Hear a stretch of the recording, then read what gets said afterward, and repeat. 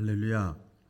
오늘 말씀의 제목은 순종을 채우라. 오늘 채우라 시리즈를 계속 하고 있어요. 같이 볼까요? 순종을 채우라.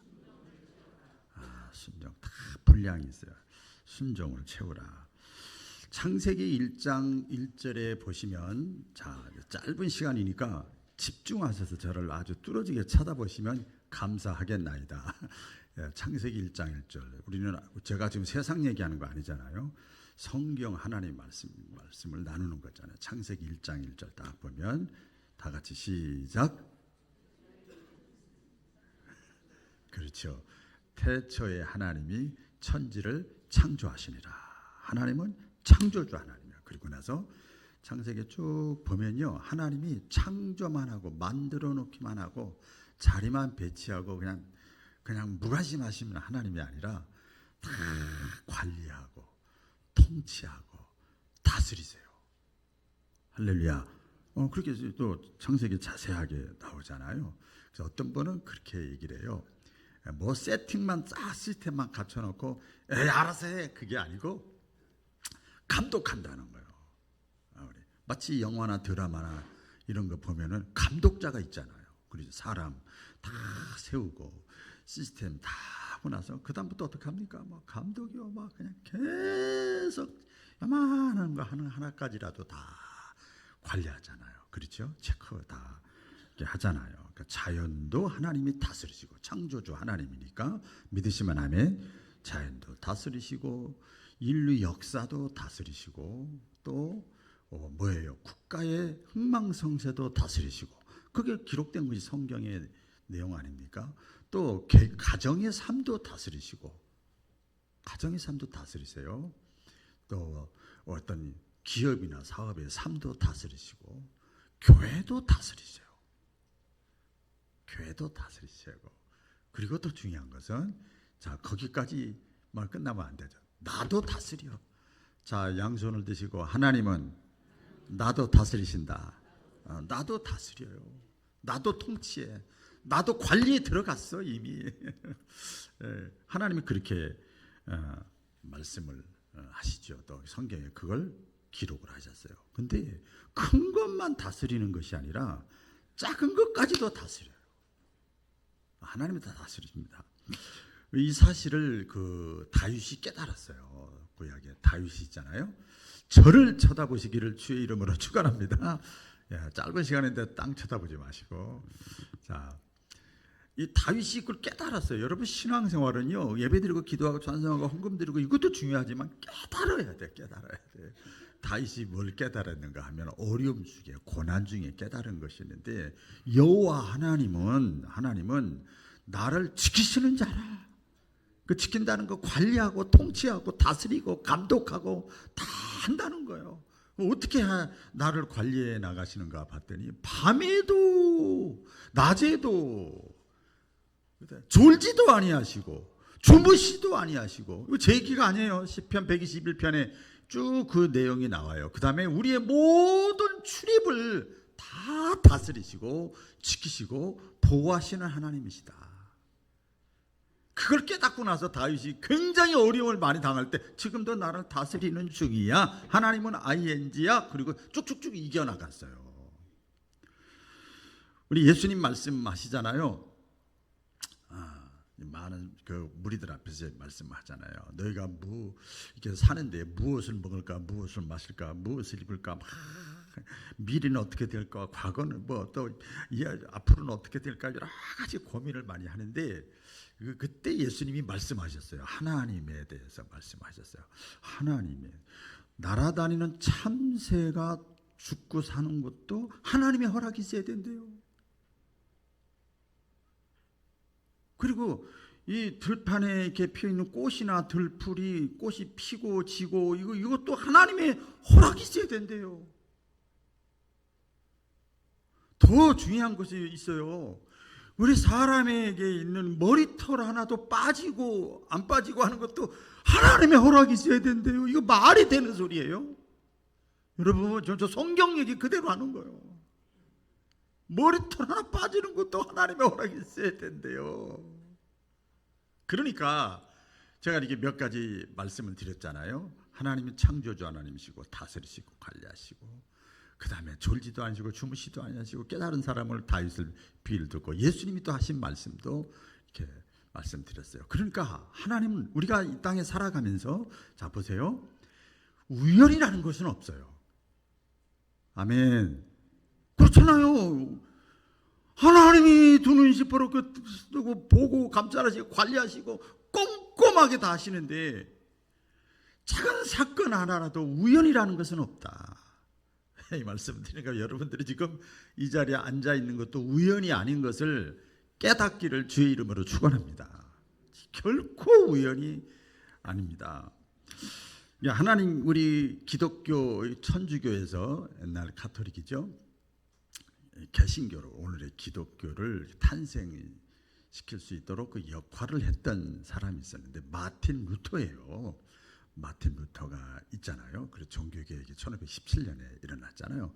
그때 이 마틴 루터가 깨달은 것을, 물론 하나님 말씀이 있는 건데 깨달은 거예요. 그래서 우리 기독교인들도 지금 그걸 다 이제 그대로 인정하고 이렇게 신앙생활을 하고 있는데, 뭐라고 그랬는가 하면, 마틴 루터가 모든 세상의 사람들은 모두가 하나님의 부르심을 받는다. 와라, 나 여기 있다, 쳐다봐라. 사건을 통해서, 일을 통해서, 하나님이 또 설교 말씀을 통해서, 뭐 친구의 죽음을 통해서, 뭐 갑자기 잘 되는 걸 통해서, 실패하는 걸 통해서, 고난을 통해서 하나님이 모든 세상 사람들을 다 부르신대요. 이거 루터가 깨달은 거예요. 모든 세상 사람들 다 부르셔. 자, 근데 부르심에는 두 가지가 있는데, 하나는 구원 애로의 부르심이에요. 하나님이 구원시킬, 왜? 이 땅이 다가 아니니까. 다인 것처럼 착각하고 살지만 이 땅이 다가 아니야. 또 다른 세계, 하나님의 나라, 영원한 세계가 있단 말이에요. 그래서 이 땅에 살아가고 있는 인류들에게 말씀하는 거예요. 야, 와라 와라 와라, 수고하고 무거운 짐진 자들아, 다 이상한 사람들, 조상한 사람들, 요상한 사람들 다 와라. 길거리에 다 누구나 와도 좋다. 그리고 믿어라, 예수님을 믿어라 그랬어요. 이 구원 애로의 불이 구원시키려고 하는 거예요. 영생의 선물을 주려고 하는 거예요. 하늘의 힘과 티켓을 주려고 하는 거예요. 그래서 이 불신자를 부르시는 이 부르심이 있고, 또 하나 부르심이 있어요. 오늘 이제 말씀에 깊게 들어갈 건데, 신자, 이제 예수님 믿었잖아요. 이제 믿음이 들어갔단 말이에요. 이런 믿음이 들어가기 위해서 사모하시기를 주의 이름으로 축원합니다. 일단 그 다음에 이제 구원회로의 부르심에 응답했어, 동의했어, 아멘했어, 믿었어. 그래 신자가 됐다 이 말이에요.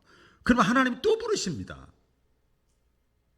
그 무슨 부르심이냐? 구원회로의 부르심이 아니라 사명애로의 부르시면, 사명으로 부르시는 거예요. 같이 해보겠습니다. 사명으로 부르신다. 예, 구원회로의 부르심은 이때는 돈도 없고 노력도 없고 능력도 없고 배운 것도 없고 괜찮아, 믿음만 있으면 되는 거야. 예, 그런데 그 다음에 믿는 자에게 하나님이 또 하나 부르는데, 사명애로의 부르심이에요. 사명을 주시고 그 사명을 감당하라고 하는 거예요. 사명애로의 부르심은 뭔가 하면, 뭐가 있어야 되는가 하면 순종이 있어야 되는 거예요. 할렐루야. 여기는 좀 더 깊게 들어가면 순종이고, 더 깊게 들어가면 헌신이 있어야 되고, 행위가 있어야 되고, 결단이 있어야 되고, 모험이 있어야 되고, 포기가 있어야 돼요. 사명 감당을 하려면 그렇게 하나님은 부르신다. 여러분, 하나님이 가장 기뻐하시는 것이 뭘까? 하나님이 가장 기뻐하는 거, 우리 구약에 많이 기록이 돼 있잖아요. 수많은 제사드림으로, 나는 구약이 그 제사드림으로 자기들은 이제 신앙생활 잘한다고 생각하는 거예요. 오늘날로 말하면 예배드림으로 신앙생활 잘했다고 생각하는 거예요. 학교 출석만 하면 학교생활 잘한다고 생각하는 거예요. 이렇게 생각하는 거예요. 하나님 그게 아닌데, 학교 갔다 와서 집에서 자기 삶의 현장에서 또 복습도 하고 예습도 하고, 과연 그러한가? 이게 있어야 되는데 그게 없는 거죠. 그래서 수많은 제사보다 하나님은 하나님의 말씀을 듣고 삶의 현장에서 살아가는 순종을 더 기뻐하신다.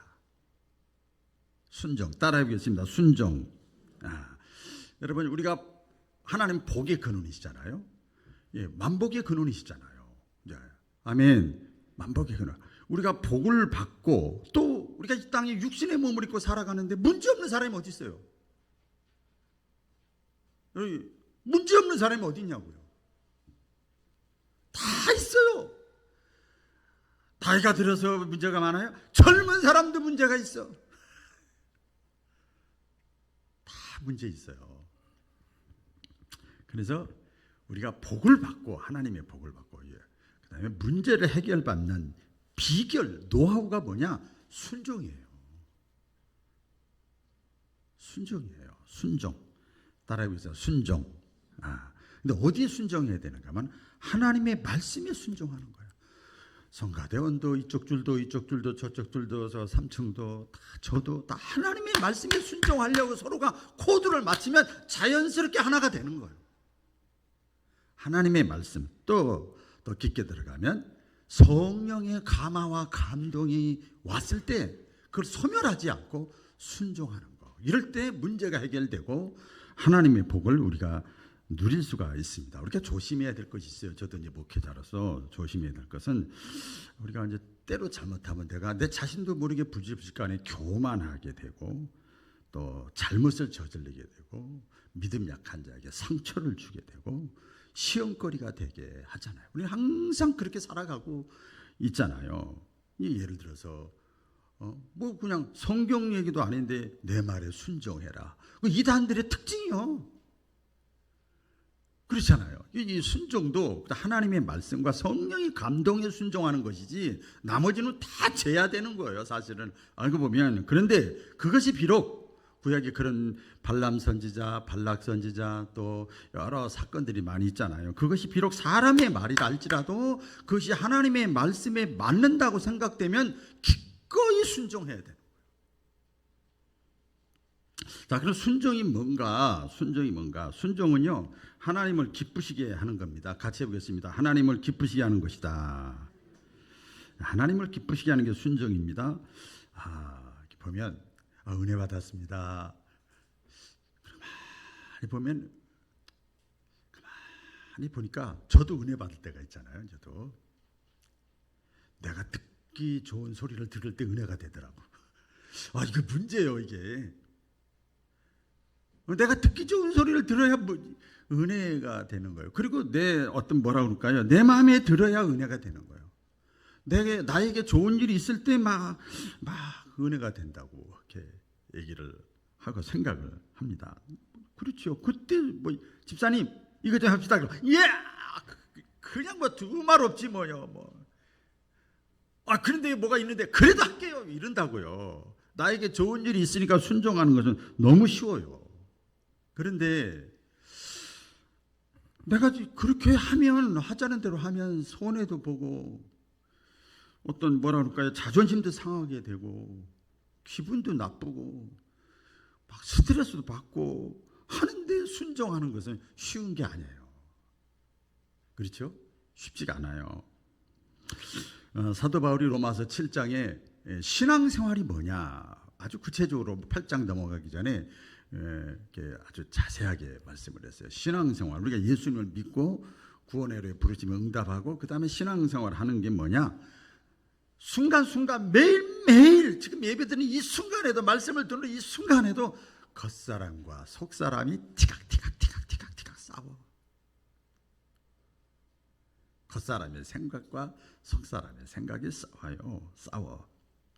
이걸 더 폭넓게 얘기해서 육신의 생각과 성령의 생각이 계속 싸워. 이게 신앙생활이에요. 그래서 계속 육신의 생각에 겉사람의 이제 행태에 지니까 괴롭다 그러잖아요. 이 괴로운 사람이 진짜 믿음 좋은 사람이 알고 보면. 그러니까 신앙생활이라는 것은 그렇게 표현하잖아요. 영적인 싸움이다. 혈과 육과의 싸움이 아니고 겉으로 볼 땐 다 그렇게 보이지만 영적인 싸움이다. 내 생각과 하나님의 생각과 뭐라고 그러나요? 갈등을 계속 그러잖아요. 계속 연결되는 것이 신앙생활이다. 바로 이때 자 보세요. 내 생각과 내 감정과 내 뜻과 내 기분을 내려놓는 거예요. 다 우리 다 있잖아요. 그걸 내려놓고 그 하나님의 생각, 하나님의 소원, 하나님의 뜻에 제가 기꺼이라는 말을 좋아해요. 억지로라도 그 말이에요. 기꺼이 내려놓는 거예요. 여러분 이게 순종입니다. 이게 순종이에요. 쉬운 거 하는데 하나님은 뭐 이렇게 기뻐하시겠어요? 그래서 여기서 중요한 것은 이 내 뜻과 하나님의 뜻과 이 겉사람과 속사람, 육신의 생각과 성령의 생각이 막 갈등이 있고 막 티격태격 할 때 여기서 중요한 것이 뭐냐면 순종을 중요한 것이 분별력이에요. 할렐루야. 네, 분별력이 참 중요합니다. 이게 하나님의 뜻인지 내 뜻인지. 그래서 순종은 하나님을 기쁘시게 하는 것이다. 두 번째 순종이라는 것은 은혜 받은 증거고 은혜 받은 표시입니다. 믿음 좋은 사람 보세요. 우리가 보통 본 믿음 좋은 사람은요 순종을 잘하는 거예요. 그럼 신앙생활하는데 가장 급한 게 뭐냐? 순종하는 거 아니에요. 제가 은혜 받는 거예요. 은혜 받는 거. 은혜 받으면 사람이 그냥 아이고 나 1,000원, 2,000원, 10,000원 그냥 손해 봐도 괜찮아. 배가 불러. 은혜 받으면 배가 불러. 탁 기마에다 쓴다 막 그래요. 그러잖아요. 내가 배가 불러. 은혜 받았다는 것은 영적으로 배부른 거예요. 그럼 여유가 있고 충분히 컨트롤이 되지요. 그 은혜 받은 증거가 뭐냐? 순종하는 거예요. 배가 불러서 잔뜩 회식 가서 먹고 나서 이렇게 합시다. 그럼 그렇게 합시다. 뭐 따질 것도 없어. 그냥 하는 거야. 은혜 받으면 그렇게 되는 거지요. 내 마음대로 고집하고 이 어떤 그렇게 신앙생활하든 사회생활하든 교회생활이든 부부생활이든 뭐 가정 양육이든 뭐 사명을 감당하는 일이든 이게 보면은요 그 은혜를 받으면 주님 뜻대로 살게요. 알았어요. 주님 뜻대로 살겠습니다. 그리고 하나님의 말씀에는 무조건 아멘, 아멘 하는 거예요. 우리 성경에 보면 사도행전에 나와요. 예수님의 제자들이 예수님과 3년 동안 있을 때는요 사람의 말에 그냥 엄청나게 스트레스를 받는 거예요. 그렇죠? 그러다가 예수님이 죽으시고 부활하시고 성령을 받았어. 그러니까 은혜를 받았어. 쉽게 말하면. 그렇죠? 은혜를 받았는데 똑같아. 사람들은 더 악해졌어. 왜? 예수님이 살아계실 때 부활한다 뭐 한다고 그랬으니까 더 예수님의 제자들을 잡아 죽이려고 그러고 막 쫓아다니면서 막 위협하고 막 그렇게 하는데 하나도 겁을 안 내는 거예요. 그러면서 그 유명한 얘기를 하잖아요. 예. 내가 사람의 말을 듣는 것보다 하나님의 말씀 듣는 것이 더 좋다 나는. 할렐루야. 그러니까 은혜 받은 표시는 하나님의 뜻에 먼저 딱 코드를 맞추는 거예요. 아무리 손해 나는 일이 있고 뭐랄까 죽을 일 같은 거, 뭐 위험한 일, 어려운 일, 뭐 불합리하고 이해가 잘 안 돼도 하나님의 뜻에 막 아이고 순종하려고 막 애를 쓰면 그게 애를 쓰는 과정이 순종이란 말이에요. 아멘.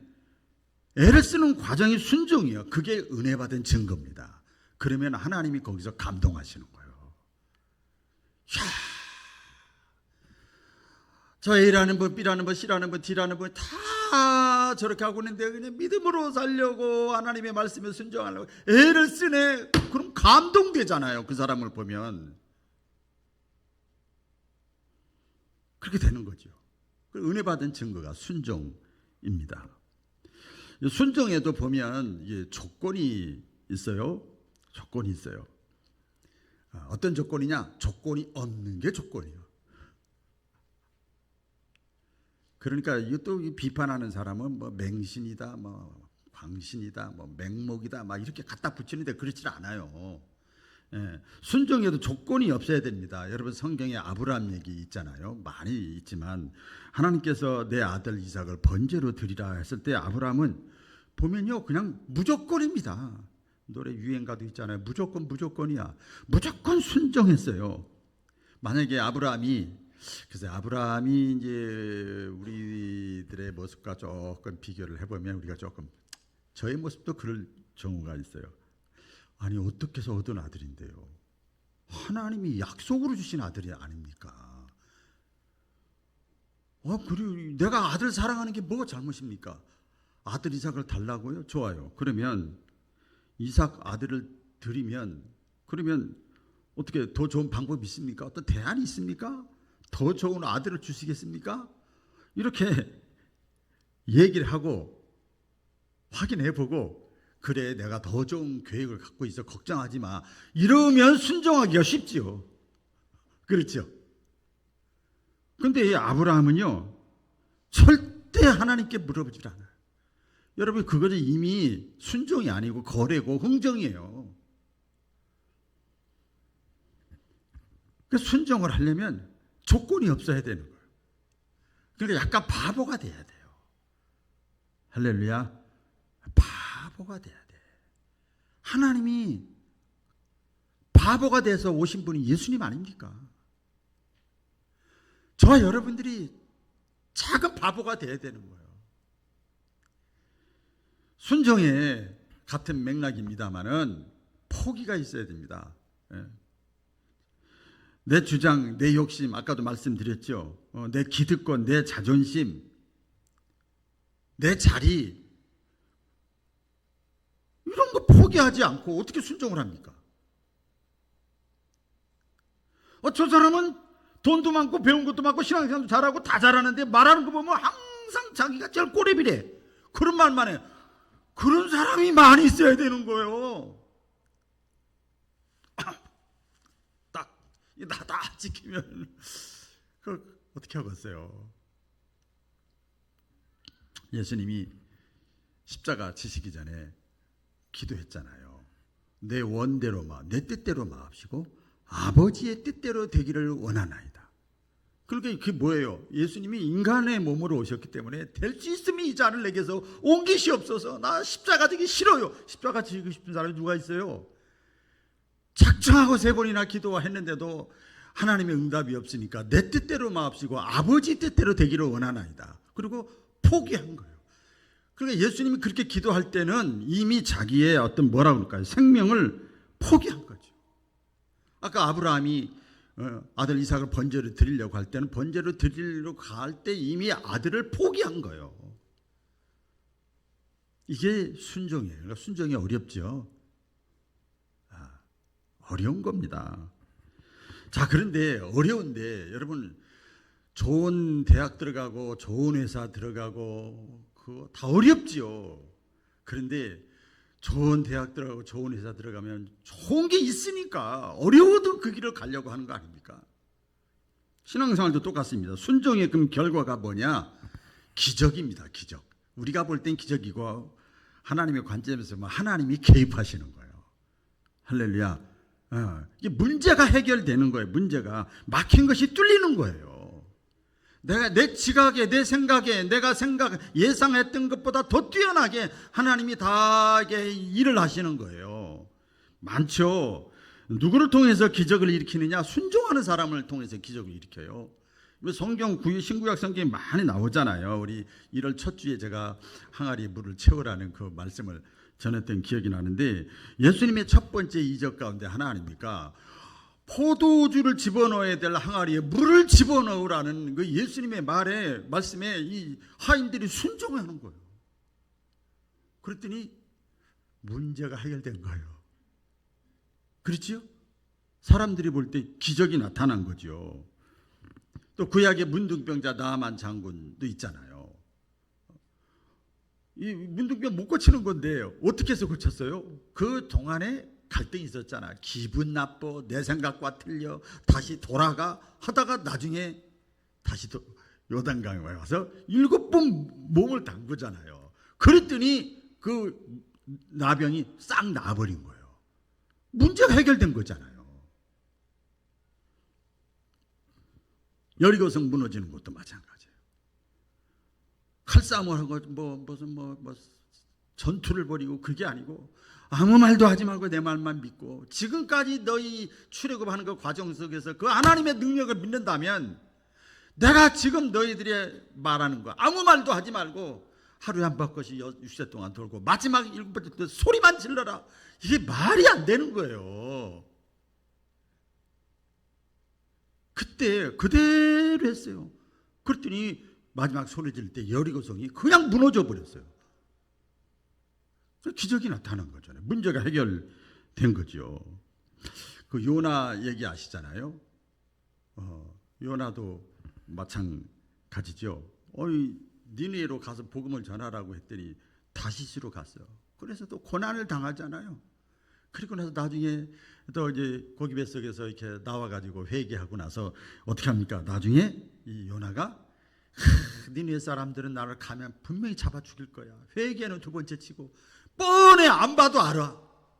요나서에 보면 그런 내용이 나와요. 그런데 가서 그냥 순종한 거예요. 다시 가라니까. 이제는 빼도 박도 못하고 복음을 전하니까요. 니느웨 성에 있는 왕과 백성들과 이 모든 저기들이 다 회개하는 거예요. 할렐루야.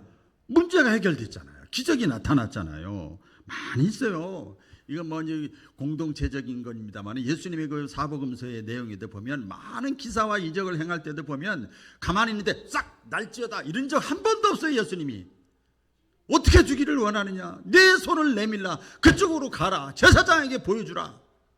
전부 말도 안 되는 소리예요. 그 순종했더니 기적이 나타난 거죠. 그러니까 순종은 여러분 아무리 어렵고 힘들어도 해야 될 줄로 믿습니다.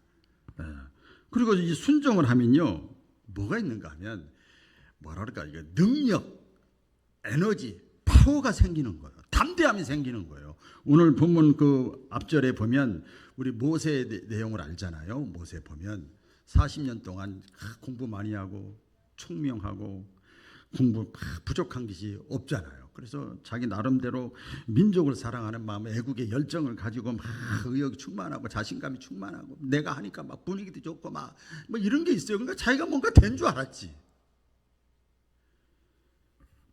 그러나 실패했잖아요. 자기 히브리 같은 민족 사람의 말도 통하지 않을 정도로 그렇게 됐잖아요. 설득이 되질 않아요. 그래서 이 모세가 저 미디안 광야라고 하는 지역으로 도망을 가잖아요.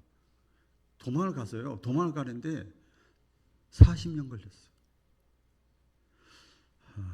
저는 도망가는 게 보니까 9년, 8년 걸렸더라고요. 제가 이렇게 말씀드리면서 보니까 하나님을 떠나 가끔 교회는 나오지만 그냥 도망간 거예요. 그 나중에 이제 하나님이 어느 날 호렙산에서 40년이 지난 다음에 모세를 부르잖아요. 그 불러서 이 자초지종 얘기도 안 해. 한마디만 하세요. 보면은 내 발에 신을 벗으라. 같이 해볼까요? 내 발에 신을 벗으라. 신을 벗는다고 하는 것은 그때 당시에 보면 하인이 돼가지고 상전 앞에서 그냥 절대 복종하겠다고 하는 거예요. 자기 권리는 다 내려놓겠다고 하는 행위가 자기 신발을 벗는 거예요. 그거 알아들어요. 그냥 신발 벗는 거 누가 못해. 이게 아니거든요. 그러니까 갈등갈등 하다가 모세가 나중에 할 수 없이 신발을 벗어요. 와, 신발을 벗을 때 하나님께서 모세에게 지팡이를 주잖아요.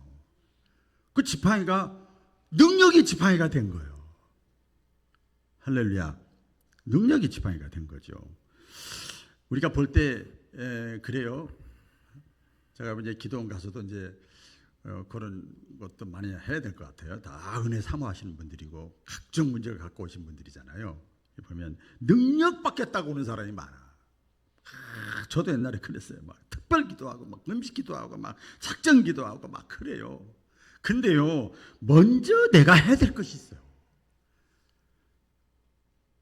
내 발에 신을 벗어야 돼요.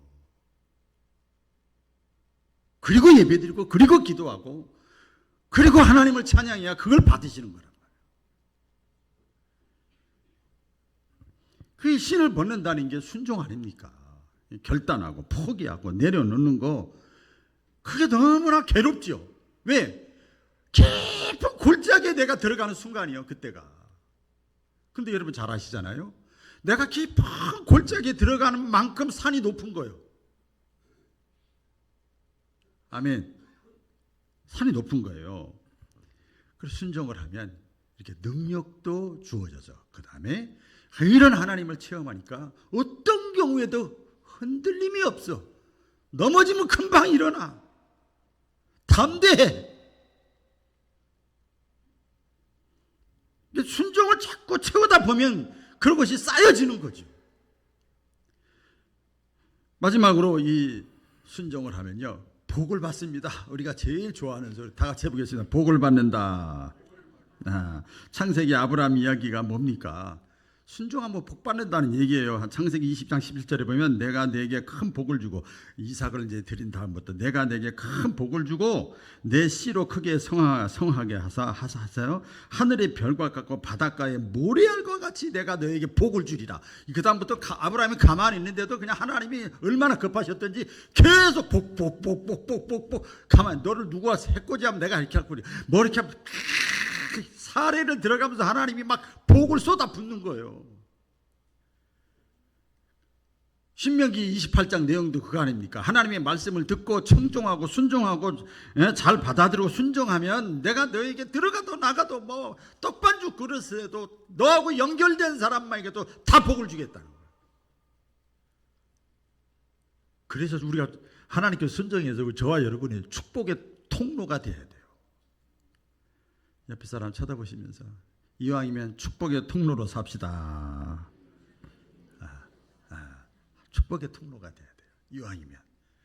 이왕이면 나를 통해서, 부족하지만 나를 통해서 저 사람에게, 이 사람에게, 또 다른 저기에게, 공동체에게 축복의 통로로 쓰임받는 거.